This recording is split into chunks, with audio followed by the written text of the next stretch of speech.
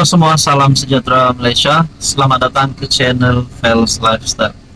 Saudara-saudara yang saya hormati, terima kasih kerana terus setia dan terus bersama di dalam channel ini. Tuan-tuan dan puan-puan, ada yang mungkin tertanya-tanya, apakah berlaku dalam hubungan Anwar dan Zahid? Sedangkan kita tahu, hari ini Zahid dan Anwar mempunyai hubungan yang baik. Perdana Menteri dan Timbalan Perdana Menteri, dan UMNO BN menjadi antara kingmaker bagi saya untuk pembentukan kerajaan perpaduan. Ada yang kata UMNO dan PH tidak akan bersama-sama kerana DAP, tapi pada akhirnya 2 tahun lebih kita dapat lihat ada saja kemajuan, ada saja berita baik yang diumumkan oleh Anwar. Ketepikan persengketaan, ketepikan dulu hal-hal politik yang boleh membawa kepada kejatuhan, boleh membawa kepada ketidakstabilan politik, tapi fokus kepada kemajuan negara. Dan pada akhirnya saudara-saudara, ada yang kata Zahid Hamidi kini diselamatkan oleh Anwar berkaitan dengan 47 kes yang melibatkan nama Zahid Hamidi, DNA yang diterima oleh Zahid Hamidi. Dan pada akhirnya saya telah menerima satu komen. Ini komen sangat mengejutkan. Dia berkata di sini, saya akan kongsikan dalam video ini, Zahid tidak akan keluar government. Keluar government makna masuk penjara. Saya pun tak tahulah kalau Zahid ni berani keluar kerajaan, berani bawa UMNO satu blok keluar kerajaan ataupun Barisan Nasional. Tapi kalaupun Zahid melakukan perkara itu, adakah Anwar akan tumbang? Dan apa relevannya Zahid untuk keluar daripada kerajaan perpaduan? Sedangkan sebelum ini kalau saya tak silap lah, Zahid sudah umum akan bekerja sama terus bersama dengan Anwar Ibrahim. Jadi tak payah banyak cerita tentang itu, kita teruskan di dalam komen ini. Kalau Zahid keluar government, keluar kerajaan, maknanya Zahid akan masuk penjara kah? Apa kesinambungannya di sini? Adakah Zahid keluar kerajaan akan masuk penjara? Jadi mungkin berita ini kita boleh beri tajuk berita masuk penjara untuk Zahid Hamidi. Tapi kita harap semua baik-baik saja. Kita harap siapa yang bersalah kenalah dikenakan tindakan undang-undang. Saudara-saudara, apa komen Anda? Hai, hello, salam sejahtera Malaysia. Selamat datang ke channel Fels Lifestyle. Terima kasih kerana terus setia dan terus bersama di dalam channel ini. Saudara-saudara, di saat usia Tun Mahathir yang sudah mencecah 100 tahun, setelah kekalahan teruk pada PR ke-15, ramai yang kata Mahathir perlu berehat. Ramai yang kata Mahathir dah kritikal dalam politiknya, keadaan politiknya. Janganlah nak aktif, jangan lagi ganggu Anwar Ibrahim, jangan lagi ganggu kerajaan. Tapi kita dapat lihat Mahathir masih aktif dalam politik, masih lagi beberapa kali kita lihat beliau di dalam media sosial mengeluarkan kenyataan dan sebagainya, berjalan ke sana ke sini.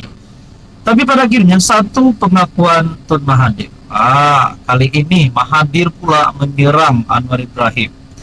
Dalam satu berita, Mahathir bom kerajaan Anwar dengan kisah perang dunia.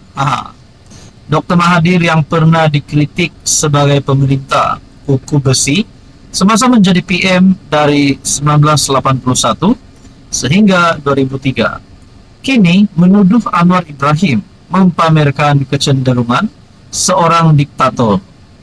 Mahathir yang mencecah usia 100 tahun pada Jun ini juga menimbau kembali Perang Dunia Kedua untuk menyerang bekas anak didiknya yang menerajui kerajaan perpaduan. Menerusi satu hantaran di FB sepanjang tempo ini, Winston Churchill mengetuai kerajaan campuran yang memberi tumpuan kepada kepimpinan dan strategi perang yang membabitkan anggota daripada parti politik yang berbeza termasuk dari pembangkang. Oleh itu, keputusan kabinet dibuat oleh semua parti dalam kerajaan campuran. Tidak ada keperluan untuk parti-parti supaya setia kepada parti konservatif atau PM. Kesetiaan mereka adalah kepada negara. Sebaliknya, Mahathir berkata bahwa pematuhan ketat untuk mengikut garis garisan diperlukan dalam kerajaan perpaduan Anwar, sambil memberi amaran bahwa kritikan terhadap Perdana Menteri boleh membawa kepada tindakan menghukum. Parti yang ahli parlimennya tidak menyokong PM tidak diterima dalam kerajaan. Adalah dipersoalkan sama ada kerajaan ini adalah kerajaan perpaduan. Ia adalah gabungan penyokong PAP sanggup, bukan kerajaan perpaduan tambahnya. Menurut Anda, adakah Anda setuju dengan kenyataan Tun Mahathir ini? Ataupun Tun Mahathir hanya mahu menyerang Anwar? Hai, hello, salam sejahtera Malaysia. Selamat datang ke channel Ferals Lifestyle. Terima kasih kerana terus setia dan terus bersama di dalam channel ini. Tuan-tuan dan puan-puan, ada yang mungkin tertanya-tanya, adakah Ketua Pesuruhjaya SPRM Tan Sri Azam Baki memang selayaknya memegang jawatan itu? Oke, sebelum kita bertanya masing-masing, pada pendapat saya, Tan Sri Azam Baki menjalankan tugas dengan baik. Saya tidak tahu pendapat yang lain, tapi pada pendapat saya, beliau menjalankan tugas dengan baik. Kalau ada kata Anwar mengarahkan SPRM menyiasat mana-mana individu yang hanya diarahkan oleh Anwar Ibrahim, saya rasa itu tidak benar. Kerana Anwar Ibrahim dan Tan Sri Azam Baki menjalankan tugas secara telus. Nah, berkaitan dengan tempo jawatan Azam Baki, satu artikel berita dalam satu laporan, Azam bakal diberi lanjutan ketiga oleh Anwar. Kalau kata Azam Baki dipecat, Azam Baki ditamatkan kontrak, ini jawaban yang tepat sekali, di mana Azam bakal diberi lanjutan ketiga oleh Anwar. PM Anwar Ibrahim dijangka meluluskan satu lagi lanjutan kali ketiga sejak memegang jawatan. Untuk Azam Baki terus berkhidmat sebagai Ketua Pesuruhjaya SPRM. Lapor Akhbar Berita Keuangan Bloomberg. Memetik sumber yang rapat dengan perkara itu, yang tidak mahu namanya disiarkan, Bloomberg menyebut bahwa Azam 62 akan diberi lanjutan 6 bulan selepas tamat tenggal semasanya pada Mei. Mungkin kita boleh kata Azam Baki sah akan letak jawatan, tapi bukan hari ini. Bila dia letak jawatan, kita pun tak tahu. Tapi sah Azam Baki akan letak jawatan pada bila waktunya sudah tiba. Pengumuman itu mungkin dibuat pada awal Mei, kata orang itu sambil menambah rancangan tersebut mungkin berubah.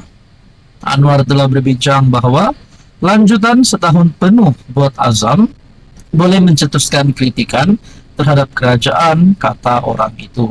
Petik laporan tersebut sambil menyatakan bahwa Azam dan SPRM telah menerima kritikan hebat daripada pelbagai pihak. Artikel itu menekankan bahwa di bawah kepimpinan Azam, SPRM telah bertindak terhadap musuh politik Anwar. Terhadap musuh politik Anwar termasuk keluarga bekas Perdana Menteri Dr. Mahathir dan Allahyarham bekas Menteri Keuangan Daim Zainuddin. Jadi saudara-saudara, kalaulah ada yang kata Azam Baki perlu dipecat, perlu tamatkan kontrak, Anda rasa siapa yang layak untuk ganti Azam Baki? Adakah mana-mana kepimpinan daripada wakil kerajaan hari ini layak untuk memegang jawatan Ketua Pesuruhjaya SPRM ataupun daripada kepimpinan pembangkang? Apa komen Anda?